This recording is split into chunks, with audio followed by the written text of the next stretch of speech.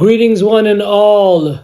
Welcome to the Holy Land, the holy city of Elon Moreh Shechem. Anyways, as always, these classes are for the sake of heaven, to remove the divine presence from the exile, to improve ourselves, even one small step, one big step for mankind.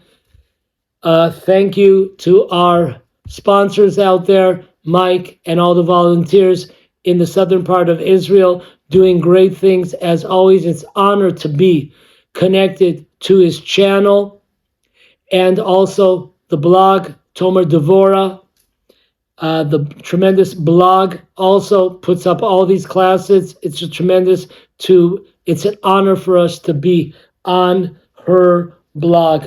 As always, try to share this, get this out. We are being limited by YouTube how we could get this out. So we really, let me tell you something.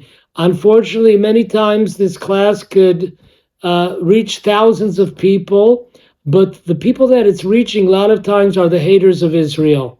I get a lot of really nasty comments, and that's because they share it and they spread the word. So if evil can spread the word, I would believe that pure people like yourselves really get this message out, because we are very limited to what we are allowed to do on YouTube. So we depend on good people like you. So spread the word. Okay. Tremendous biblical prophecies. This is one of the most amazing ideas I've seen. It's a tremendous honor, privilege. I don't know why it's me, but I'm sharing this information. It's still astonishing to me. I've seen it for the last couple of weeks, but I'm still amazed at the information that we will receive, how close we are to the coming of Messiah. Much of it depends on us, but the possibility of being so close. Okay. So let's take it away. I'm going to summarize right now the interactions between the king of the Philistines, Avimelech, and our forefathers, Abraham, Isaac, and Jacob, to give it like an overview.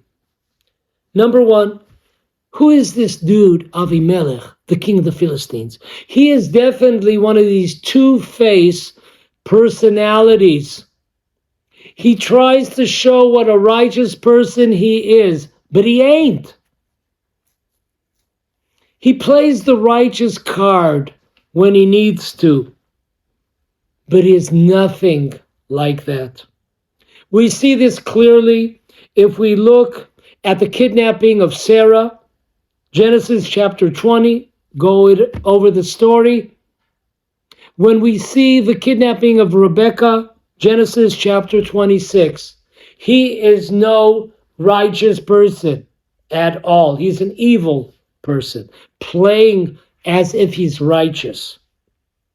Number two, Avimelech believes that the land of Israel really belongs to him, not Abraham, not Isaac, and not Jacob. Okay. This is the part number 2 of our class. We always call it different names. You could go back, but I give a small, short summary. You don't have to go back, but it's definitely worthwhile to go back to the first class. Always first class. Okay.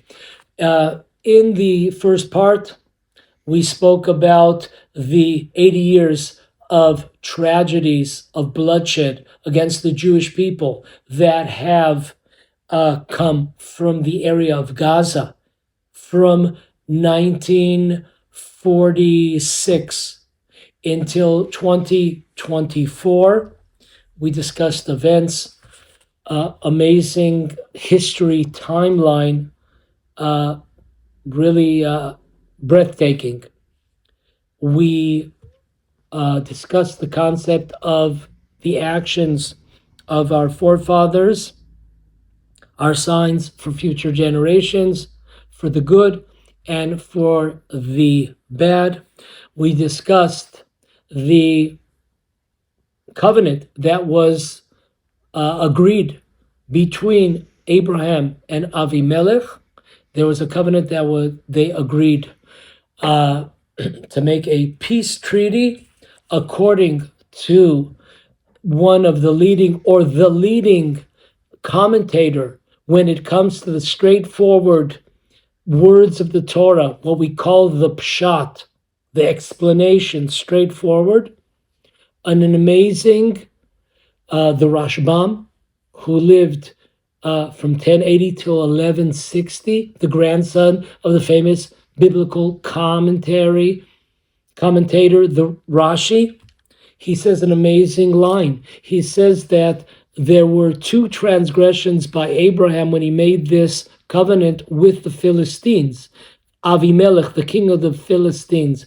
Number one was he capitulated when it came to settling the land of Israel with the Jewish people, because there was an agreement that for 3 generations, the Jewish people could not settle or inhabit or conquer the land of Israel, which the Philistines had ruled.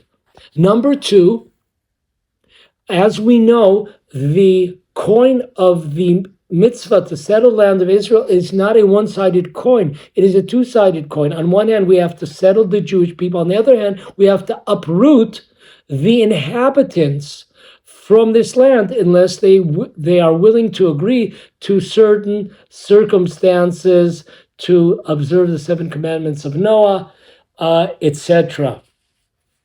So this was a 2-step capitulation against the Philistines in the land of Israel, delaying the settlement of the Jewish people, delaying the expulsion of the non-Jewish inhabitants for 3 generations. The Rashbam concluded with amazing words of the Midrash Shmuel, where he brings in the covenant, the testimony to the covenant, the vehicle to establish this covenant were 7 sheep, and the Midrash Shmuel brings in an amazing list of 7, the number 7, and various punishments throughout generations. Folks, we are talking about an 800-year span of punishments because of the covenant between Abraham and Avimelech. And according to the Rashbam, Rabbi Shmuel, the son of Meir, the grandson of Rashi, because it capitulated when it came to the land of Israel and the settlement of the Jewish people and the expulsion of the foreigners from it. So he brought out a tremendous list of punishments that span 800 years. Amazing. Go back to the end of the first class, you'll hear all of those 7. Okay. Moving right along with God's help. According to the holy book, Tana Devei Eliyahu, chapter 7, Abraham's sin was the fact that he made a covenant with a Gentile. Once again, remember, the Rashbam points out that the sin was not the fact that there was a covenant that was made between a Jew and a Gentile, but it was because the covenant dealt with the land of Israel. The Tana Devei Eliyahu takes a different angle here. He tells us that the sin, Abraham's transgression, was making a covenant with a Gentile. In fact, he points out that the covenant was the end of the rope. the beginning were relations between Abraham and Avimelech. For example, as we mentioned in the first class, we hope that all our classes are first class, pun intended. In our first class, we had mentioned that when Isaac was 2 years old, weaned from his mother's breast milk, breastfeeding, Abraham and Sarah threw a gigantic party, and they invited all types of dignitaries to attend. One of them was Avimelech. And it is not a simple issue to have social events, meals together with non-Jews. We could check this out if we look in the Code of Jewish Law, Orach Chaim 512, paragraph 6, with the Taz, Turei Zahav. He writes there, he brings down the problem. There is a big problem of socializing and having meals with non-Jews, because this bridges and creates relationships, and we're trying to keep a separation, a barrier between the Jewish people and the nations of the world. The Jewish people should dwell alone. So this is an amazing point that the Tanit V'Eliyahu looks at this covenant between Abraham, a covenant that led to 800 years of punishment, according to the Midrash Shmuel, spanned 800 years, continues to this day, because of a bridge between Jews and non-Jews. Folks, if you're still sitting down today, we have droves of Jews that are dying to get into bed with all types of Gentiles. They're just looking for any bed to jump in with some type of Christian leader, figure. Amazing. And comes the Tanit V'Eliyahu and tells us this was the source of the problem with the covenant between Abraham and Avimelech. So the last stop on this line was the covenant itself, but relations that brought to it.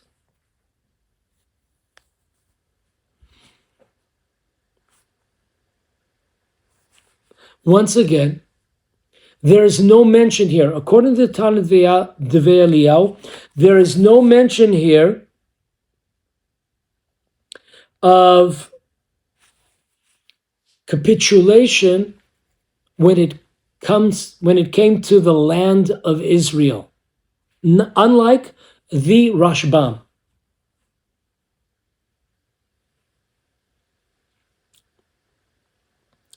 Okay. According to our source, the Midrash Shmuel, which brings down this amazing list of 7 different punishments that came down, 5 tabernacles, 2 temples, altogether 7 were destroyed. 7 righteous people were murdered over the generations by the Philistines. The ark, the covenant would be lost, kidnapped for 7 months in the fields of the Philistines, etc. According to the Midrash Shmuel, it is not clear what the sin was. Once again, according to the Rashbam, it is clear. The delay in settling and conquering, inhabiting the land of Israel, the delay in allowing the Gentiles to continue to live in the land of Israel. It's clear. According to Tanad Veliau chapter 7, it is clear. The relations between Abraham and Avimelech, the covenant between Avimelech and Abraham, this was the crux of the problem. Midrash Shmuel, it tells us what the punishment was. Yes, it does. Really rough stuff, but it does not tell us what was the trigger of it. Now, according to Pirkei Rabbi Eliezer, chapter 37, in an amazing 2 pages, really amazing, the Pirkei Rabbi Eliezer brings down a historical timeline that all 3 of the forefathers, Abraham, Isaac, and Jacob, sinned and made a covenant dealing with the land of Israel, dealing delaying the settling, the conquering, the inhabiting, the removal of foreigners from the land of Israel. Amazing. All 3. How could we just sit down? Not only that, if you look at that chapter and check it out, do yourself a favor, check it out. All 3 cases, the Gentile leaders who made the covenant with our forefathers, they say this in black and white. We understand, we're talking about the land of Israel, and you forego these rights. So it was said. Let's look. These leaders of these 3 different nations, we know that your descendants, the Jews, will one day come to the land of Israel and take these cities. So agree, let's make a pact not to touch these areas. Black and white. Those 3 areas of the land of Israel were the following. Jerusalem, covenant with Abraham. Abraham and the inhabitants of Jerusalem. 2, Isaac and the king Avimelech with the territories of the Philistines, Gaza. Last but not least, Aram, today northern Israel. Jacob with Lavan. These 3 covenants delayed the conquest of the land of Israel and allowed its inhabitants to remain in the land of Israel. We can definitely connect the puzzle pieces. The Rashbam takes, on one hand, he takes the Pirkei de Rabbi Eliezer, chapter 37, and he gives us the trigger, the transgression, dealing with the land of Israel in delaying the conquest, and connects it to the punishment of Midrash Shmuel. So he takes these 2 puzzle pieces and connects them together. And that's where he gets his piece about the covenant between Abraham and Avimelech, the king of Philistine. And it says in the Torah, which we read, the land. In the covenant, it is mentioned the land. And with the land in which you have sojourned. This understanding, this headspace of the Rashbam is also brought down by other Rishonim. For example, V'chizkuni, Rabbi Chizkiah of Manoch, lived in France in 1250, on his commentary to the Torah, Genesis 21:23, or the Bechor Shor, same verse, Genesis chapter 21, verse 23, check it out. Rabbi Yosef Bechor, 1140, in France, they bring down this understanding that the crux, the trigger of this calamity, these tragedies for 800 years, plus 800 years, still going on. The trigger was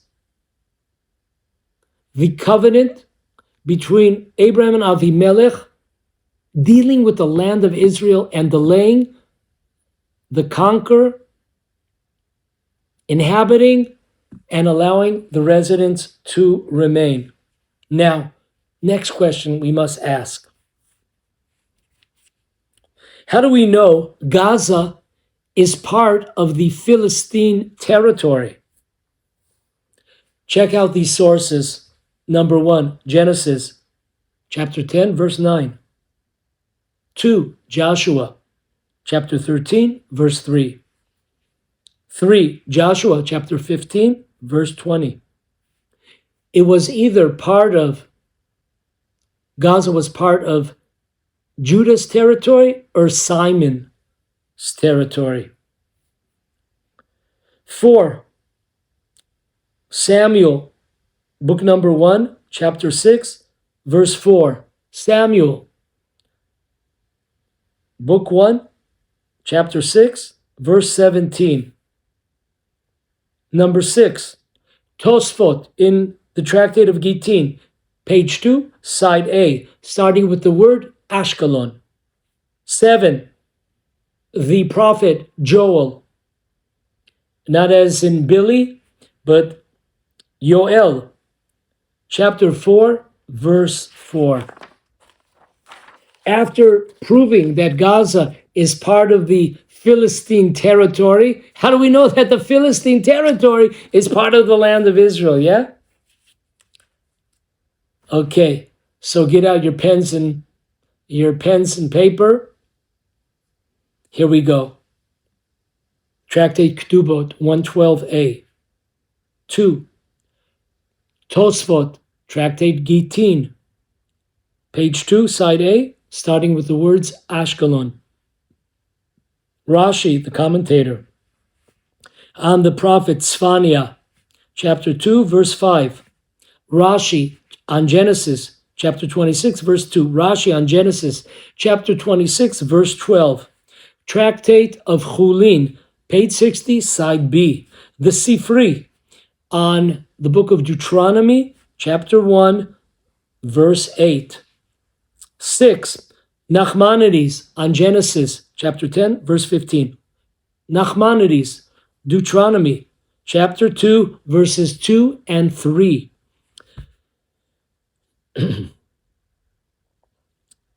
8. The Maharal, Genesis, chapter 26, verse 2.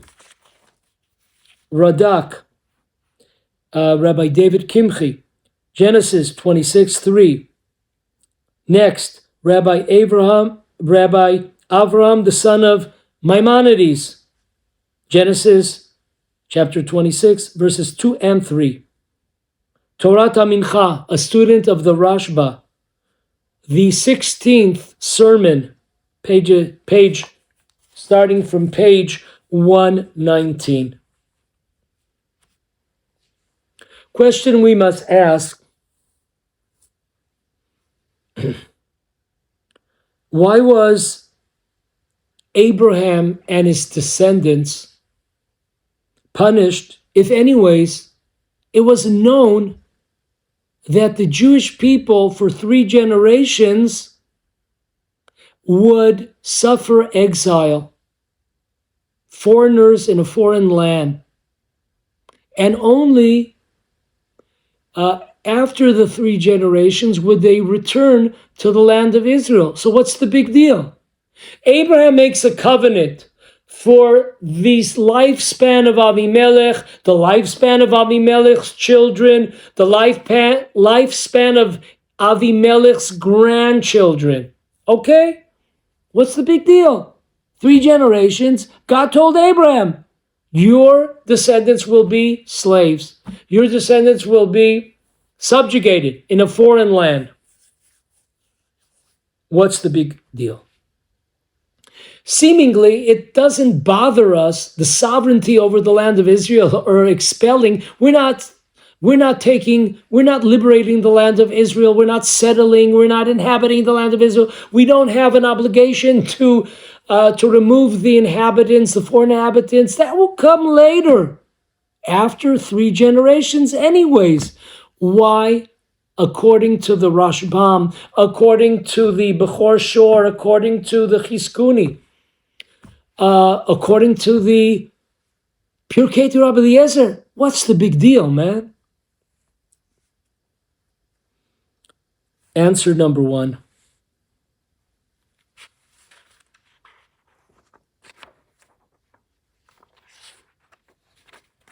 According to the Chizkuni, Genesis 21:23, even though the Jews, after 3 generations, would be allowed to conquer and settle the land of Israel, however, according to the covenant, the inhabitants who live there, the Gentile inhabitants, would be allowed to stay. So once again, where there were open areas, the Jews would be allowed to settle, but they were not able. We, once again, remember the coin of the Jewish people, and we suffer from this coin till this very day. We have the settler community. Their flag, their banner is, let's settle the land of Israel. But what do they have to say as far as the hostile Arab population? What do they have to say? What have they said in the last 70 years about this? Nothing. But the opposite side of the coin is removing the foreign nations, foreign elements from the land of Israel. That is part of the commandment. In fact, there's a dispute. What's more important, removing the inhabitants or settling Jews? Not a simple issue. What is more important? So that's the Chizkuni. Answer number 2. What's the big deal, right? That's exactly the point. We would think that there's no big deal because anyways, the Jewish people would be subjugated for 3 generations, so no big deal, right? Then the Torah comes and tells us wrong. The fact that you're willing to negotiate a part of the land of Israel, southern Israel, Gaza, that itself. Can you imagine negotiating about your wife? Somebody wants to hit on your wife. Imagine, okay, let's negotiate about it. I don't care where the Jews are going to be for 3 generations. No negotiations. This is my wife. There was a blemish. The willingness to negotiate the possibility of surrendering for a time our claim to the land of Israel. There's something that's not 100% kosher about that. And therefore, think of all those punishments to be willing to negotiate parts of the land of Israel. 800 years of punishment. 4,000 years till today. That's answer number 2. Answer number 3. This covenant went way longer than a regular 3 generation span. Why? Because the descendants of Avimelech were granted tremendous longevity during their lives. In fact, our sages discuss this point, and they tell us what was given to Avimelech for 3 generations, for the Jewish people, when we compare how long those 3 generations spanned, for the Jewish people, it was 7 generations, starting from Abraham, Isaac, Jacob, Jacob's son Levi, Levi's son Kahat, Kahat's son Amram, Amram's son Moses, Moses leading the Jewish people and Joshua into the land of Israel after 7 generations. So that is amazing. So you can't just get away with saying, okay, what's the big deal? We're just delaying the entrance to the land of Israel for 3 generations. Because of this covenant, it went 7 generations. The Jewish generations were 7 generations. In fact, in Moses' time, we are told by the way, this could be found in Breshit Rabbah, chapter 54, paragraph number 2. In fact, in the time of Moses, when Jewish people left, they could have gone straight into the shortest way into, what the Waze tells you, go the shortest ways. But they didn't. Why? Why didn't they go through the shortcut to the land of Israel is go straight through the turf terrain of the Philistines? But they couldn't, because there were still descendants of Avimelech that were there. So we couldn't go into the short way, and we had to run around the desert for 40 years. Mind-boggling. Answer number 4. Just like the actions of our fathers are signs for future generations, for the good, the flip side of the coin, so too, the shortcomings of our forefathers give bad news, bad tidings to the future generations. Abraham showed on his level a sign of weakness in signing this agreement, dealing with the land of Israel, dealing with inhabitants, the foreign inhabitants of the land of Israel, holding off Jewish sovereignty. This would prove to be disastrous for generations to come. So we have the actions of the forefathers are signs to the sons. And usually we think about that in its good light. Yes, for sure. But unfortunately, we see with this case between Abraham and Avimelech, this pact, this treaty set between them, it brought upon calamity for future generations.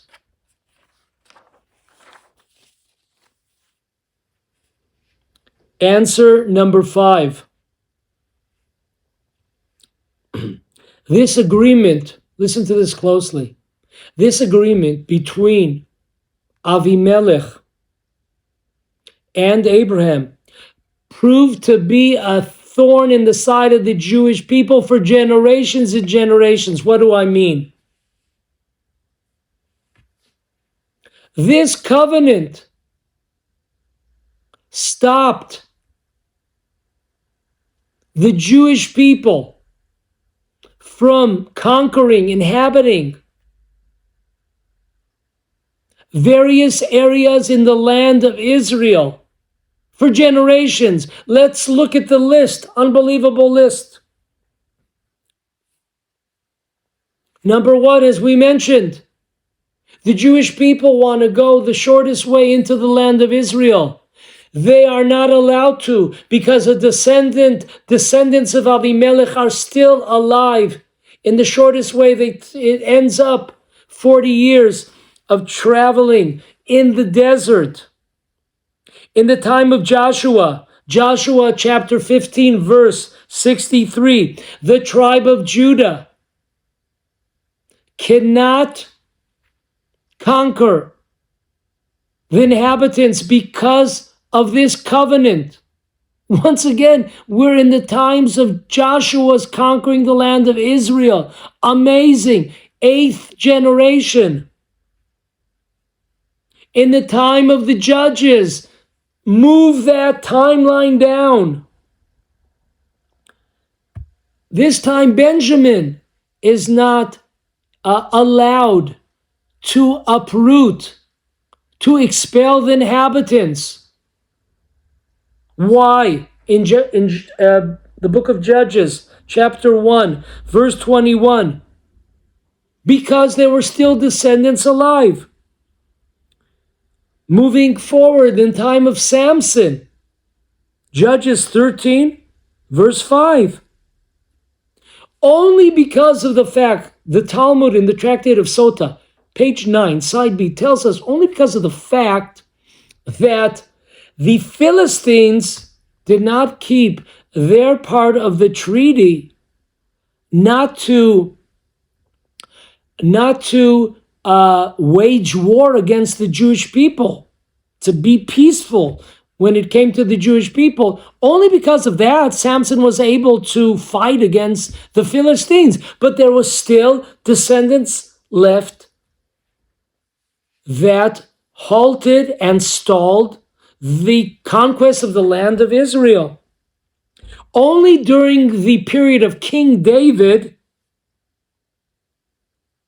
there were no descendants of the king of the Philistines, Avimelech. No descendants were left. Folks, our conclusion here. Close to 400 years, you heard right. After the Exodus, this covenant between Abraham and Avimelech was a thorn in the side of the Jewish people. It continued to haunt the Jewish people. The Exodus took place in the Jewish year of 2448. Samson lived in the year 2811. Do that math, baby. 400 years. The descendants of Avimelech are alive and well in the land of Israel, stalling and delaying our ability to conquer and to inhabit and to remove the foreign inhabitants of the land with their foreign worship and their foreign ideologies.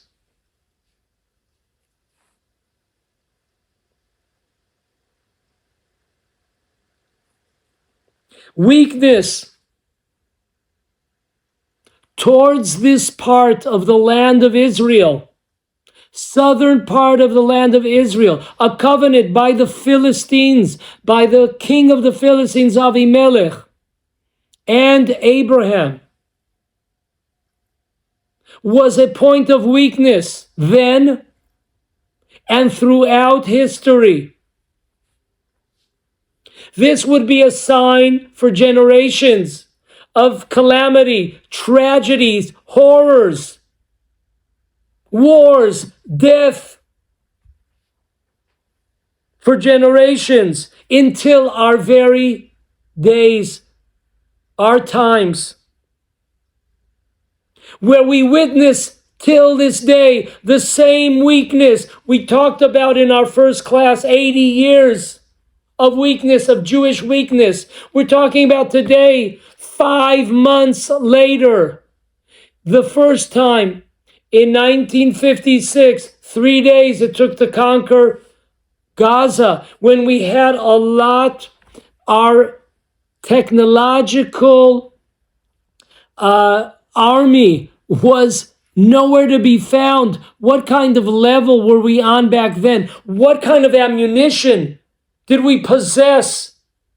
And even so, we were able to conquer the area in 3 days. In 1967, in a day and a half. Look at technology. In 1967, look at today. And we're still fighting. More so, Who the hell are we fighting? Palestine. Who the hell are they? The Romans 2,000 years ago, when they destroyed the land of Israel and when they destroyed the Holy Temple and they uprooted all memory of Jews to the land of Israel, they called Judea Jewish. Judea, Yehuda, Yehudim, Jews. They turned it into Palestine in the name of the ancient arch-enemies of the Jewish people, the Philistines. Till this day, when you look at those demonstrations, free, free, Palestine, free, free. Remember, we are being haunted by this covenant 4,000 years ago by Abraham and the king of the Philistines, Avimelech. There was, according to our sources, there was a shortcoming, there was a weakness dealing with the land of Israel at that time. And it's still showing, it's still kicking really hard right in our stomachs and exploding in our face. All of these centuries, all of these millenniums, a reminder of that tragic weakness then and our tragic weakness now, and a need to put it to a stop right now, to put this to a stop. Until next week.